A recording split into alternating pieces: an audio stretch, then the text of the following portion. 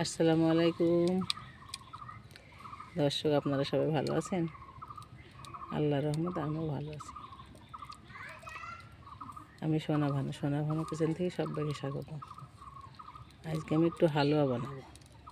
তাই এই যে বাদাম, চালের ময়দা ঝরঝর করে পিষেছি, নারকেল কুড়া, চিনি, ঘি, নুন যাতায় পিষলাম, যাতায় সুন্দর করে পিষে নিলাম। উনানে কড়াই চাপি দিয়ে জাল ধরে দিয়েছি।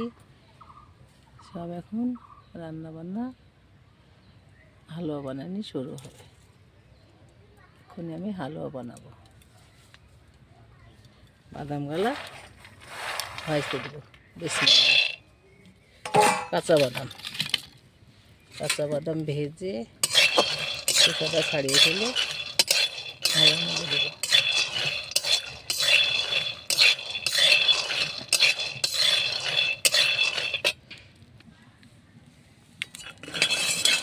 বাদামটা সুন্দরভাবে ভাজা হয়ে গেছে, যে খোসাগুলা উঠে যাচ্ছে। এবার আমি ঢেলে নেব।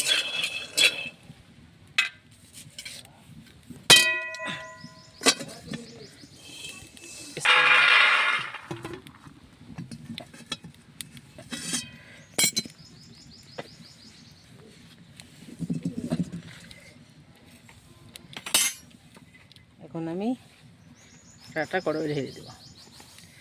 বিসমিল্লাহ।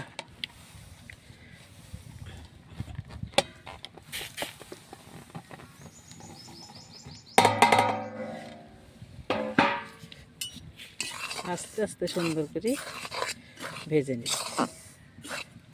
এখন আটা ভেজে খুশবু বেরাবে। এটা চালের আটা দিয়ে হালুয়া বানাবো। চালটা ঝরঝরি করে পিষে নিয়েছি, দেখছেন না, সুজির মতো। যাতাই বললাম, এই যে আমার রান্নাঘরে যাতা, এই যাতাতে আমি পিষেছি চালটা। এই যে ময়দা লেগিয়ে যেত চারিপাশে।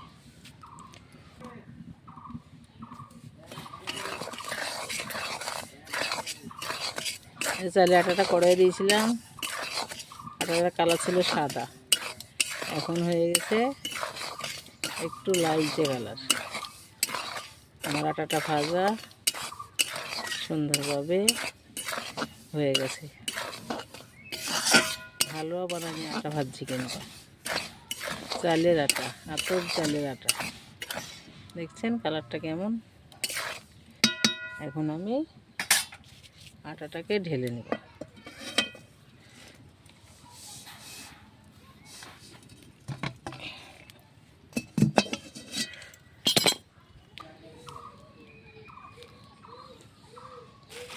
মশলা ভেজে নিব। কটা ফল দিলাম, কটা মৌরি, দারচিনি সুন্দর করে লেড়ে ভেজে নেব।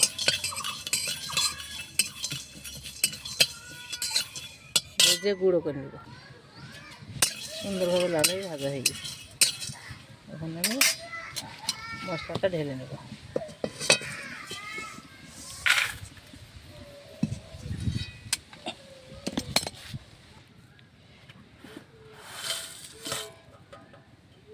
মশলাগুলো পাটাতে গুঁড়ো করে নিলাম। ভাজা মশলা সুন্দর করে পাউডার করে নিলাম। মুখে পড়লে খেতে ভালো লাগে না, সেজন্য গুঁড়ো করে নিলাম।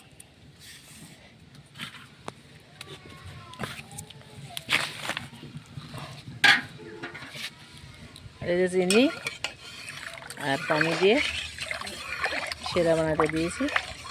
পাক করে নিয়ে ময়দা দিয়ে দেবো।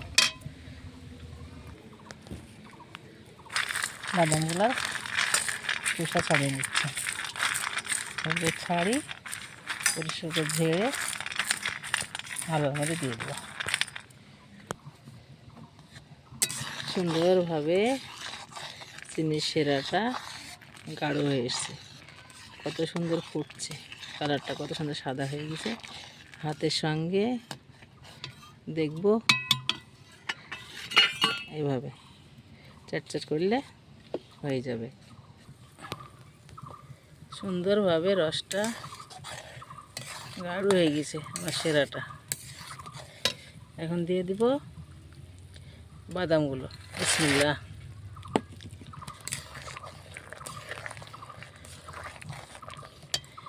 তারপরে দিয়ে দিব নারকেল কুড়া।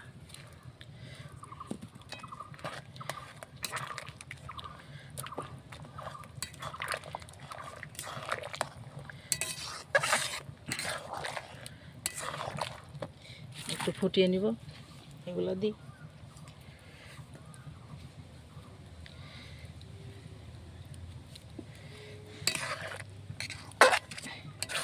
একটু ফুটিয়ে গেলে ময়দাটা দিয়ে দিই। এভাবে দেখলাম, এই যে আঠা, এরকম আঠালো হলে পাক হয়।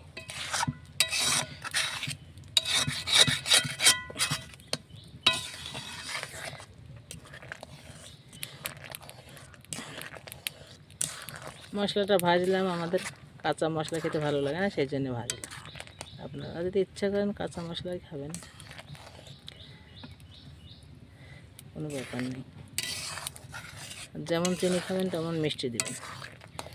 আর কম মিষ্টি খেলে 1 কেজি মধ্যে 1 কেজি চিনি দেবেন। আমার ময়দাটা শিরাটা ফুটে গেছে, এখন আমি ময়দাটা ঢেলে দেবো। বিসমিল্লাহ।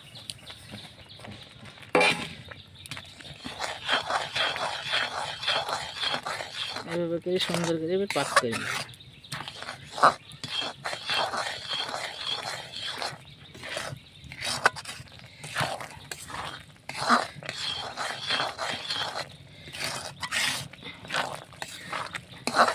শুকনো ময়দাটা সুন্দর করে মিশিয়ে নেব।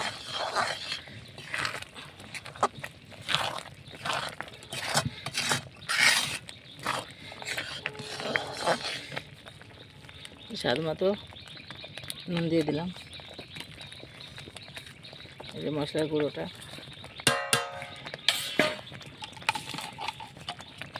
ঘি ফেলে দিলি মশলাটা, নাহলে গোটা হয়ে যাবে। মশলা পাউডার তো।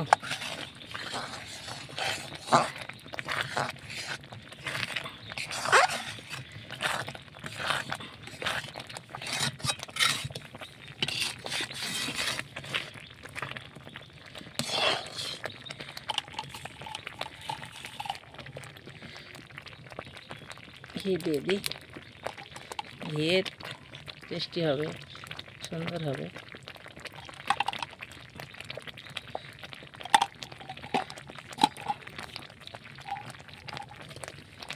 এখন আমি আস্তে আস্তে নেড়ে মিশিয়ে দিই। আখায় কাঠ ধরে দিয়েছি, কি তাকে ফুটছে বাবা। দেখুন কত সুন্দর হয়ে গেছে, বুঝছেন? এখন নামিয়ে ফেলে শক্ত হয়ে যাবে সুন্দরভাবে। এখনই আমি নামিয়ে নেব।